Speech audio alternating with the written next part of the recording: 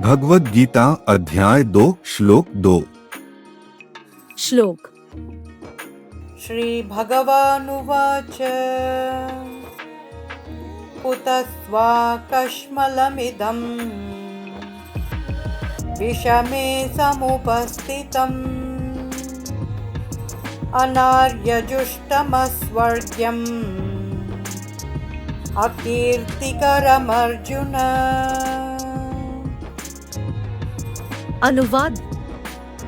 परमात्मा श्री कृष्ण ने कहा है, मेरे प्रिय अर्जुन, इस संकट की घड़ी में तुम्हारे भीतर यह विमोह कैसे उत्पन्न हुआ? यह सम्माननीय लोगों के अनुकूल नहीं है।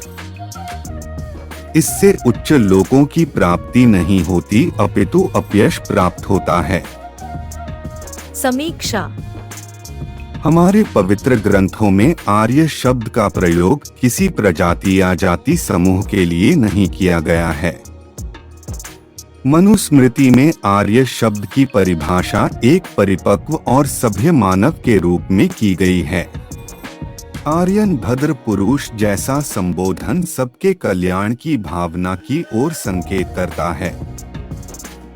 वैदिक धर्म ग्रंथों का उद्देश्य मानव को सभी प्रकार से श्रेष्ठ आर्य बनने का उपदेश देना है। श्री कृष्ण अर्जुन की वर्तमान मानसिक स्थिति को इन आदर्शों के प्रतिकूल पाते हैं और इसलिए उसकी व्याकुलता को ध्यान में रखते हुए वह उसे फटकारते हुए समझाते हैं कि वर्तमान परिस्थितियों में इस आदर्शवादी अवस्था में कैसे रहा जा सकता है। भगवद गीता या भगवान की दिव्य वाणी वास्तव में यहीं से आरंभ होती है, क्योंकि श्री कृष्ण जो अभी तक शांत थे अब इस श्लोक से बोलना आरंभ करते हैं। परमात्मा पहले अर्जुन के भीतर ज्ञान प्राप्त करने की क्षुधा उत्पन्न करते हैं। ऐसा करने के लिए वह यह तर्क देते हैं कि उत्तम पुरुष के लिए इस प्रकार के भ्रम की स्थिति में रहना अपमानजनक और सर्वथा अनुचित है। इसके बाद वे अर्जुन को अवगत करवाते हैं कि मिथ्यामोह के परिणामों से पीड़ा, अपयश तथा जीवन में असफलता मिलती है और आत्मा का पतन होता है।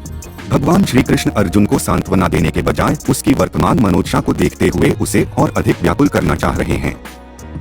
जब हम व्याकुल होते हैं तब हमें दुख की अनुभूति होती है, क्योंकि यह आत्मा की वास्तविक स्थिति नहीं है। इस असंतोष की अनुभूति यदि उचित दिशा की अग्रसर होती है तब वह वास्तविक ज्ञान की खोज में प्रेरक शक्ति बनकर उभरती है। संदेह का उचित निवारण मनुष्य को पहले से अधिक गूढ़ ज्ञान प्राप्त करने में सहायता करता है। इसलिए भगवान कभी कभी जानबूझकर मनुष्य को कठिनाई में डालते हैं ताकि वह अपनी उलझन को सुलझाने के लिए ज्ञान की खोज करने में विवश हो जाए, और जब उसके संदेह का पूरी तरह से निवारण हो जाता है तब वह मनुष्य ज्ञान की उच्चावस्था को प्राप्त कर लेता है। नमस्कार धरोहर प्रेमियों, आपके साथ रहना हमारे लिए एक आनंद है। हम इस अनुभव को साझा करने के लिए यहाँ हैं, हिंदू सांस्कृतिक विरासत को जानने और समझने के लिए।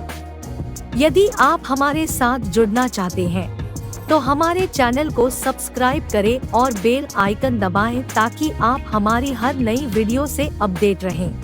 हमारे साथ सफलता साझा करने के लिए हमें आपकी सपोर्ट चाहिए, इसलिए जल्दी से सब्सक्राइब करें और साझा करें। आपका आभार है। धन्यवाद।